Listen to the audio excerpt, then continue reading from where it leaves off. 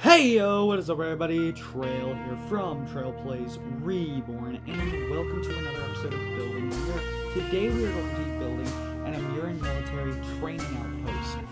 This is important. Initially this was just going to be a military outpost, but I did not have the space for that. My bad.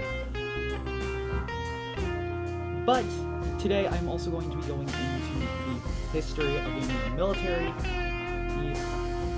its different factions, and the darkest part of the Amerua military, and in general, its darkest faction. So, welcome class, be sure to open your history books, and let's dive right into the lore of Amerua.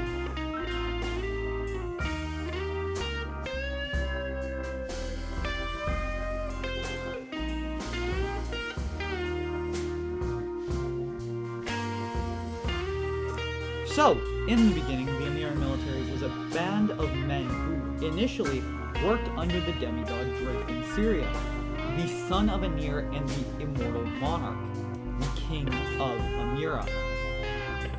These men had called themselves the Knights of Draken, later renamed into the Draken Honor Guard.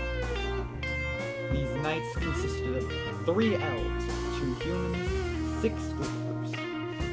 There were a total of 4 wizards, 2 knights, 3 clerics, and 2 assassins.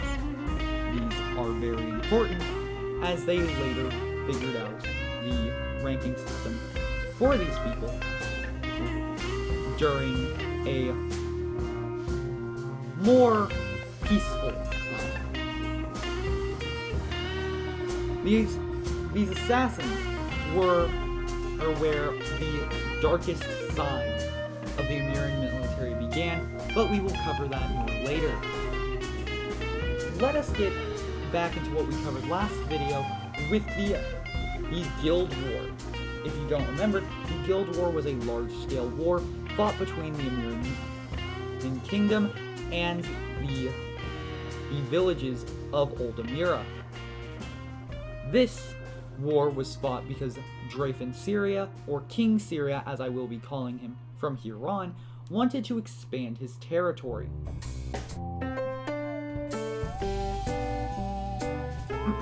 He wished to quickly expand his territory, and this began the Guild War. This war was considered the second largest in the Amuran history. Drafen's knights struggled through many battles, especially with their low numbers. The 11 people quickly dwindled until the final battle, where due to one wizard raising the dead, they were able to pull through. That knight of Drafen was soon labeled as the Dark Wizard of the Court.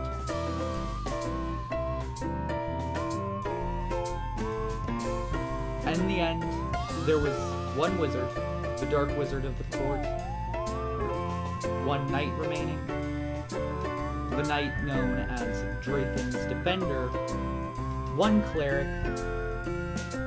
known only as Healer, and both assassins who survived the war.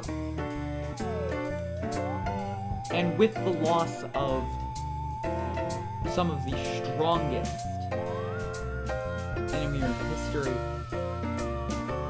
gave way to the rise of the Amuran kingdom. Despite the factor of the Guild War, many countries did not recognize Amura's status as a kingdom. Thus, small skirmishes often broke out among the Amuran lands. Many citizens who were initially apprehensive to the Amuran military's presence quickly came to learn that despite everything, the Amuran military was there to defend them. And thus, we begin the expansion of the Amuran military and their first ever tradition, bathing within the Golden Springs. See, within the castle, there is a hot spring. This hot spring is known to flow the same golden waters that are theorized to be within the golden lakes of the heavens. Now, whether this is because Syria is the one who holds upon the large area of the castle is unknown, but Amerun militants would often bathe in these waters to gain in favor with the gods, and that would also lead them to their second tradition, enchanting their weapons with divine energies to allow magic to flow easier through them. With the court wizard being a necromancer, this was a very interesting process, as he personally would never enter. He would allow other wizards to enter, but never necromancers. The reason this is unknown,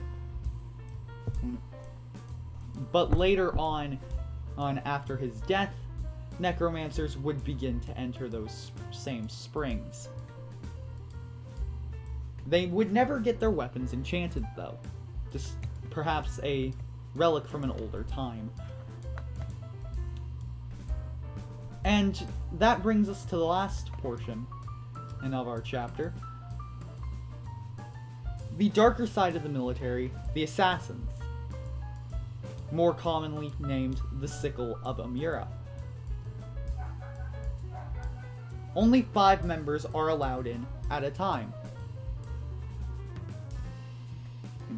1 Grandmaster, 2 Masters, and 2 Apprentices.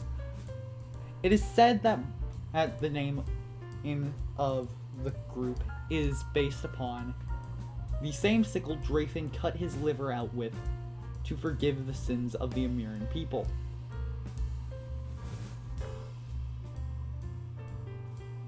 If a member of the Sickle of Amerua wishes to leave, they are executed, as anyone with knowledge of the king's darker commands are not allowed to live. A sad statement, to be sure, but one built in truth.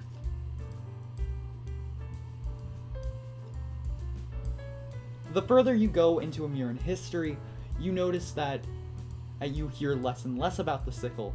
It seems that over time, we will gain more knowledge about the past, but nothing of the present. The Knight's Hand, or Drafin's shield, often knew of the sickle's doings, but did not act, as King's orders were to not interfere. Despite this, though, a certain group of the clerics would often go to stop the sickle, perhaps to make the king look better. That we do not know. And with that, we have the earliest days of the Amerun military.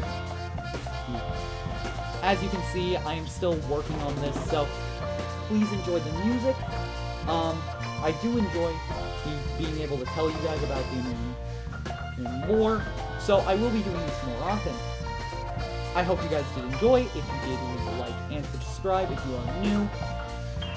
And if you want to support us, please go to our Ko-Fi. Link will be in the description down below. Anyways, I hope you guys enjoyed this video. I love you all. Peace, and enjoy the music.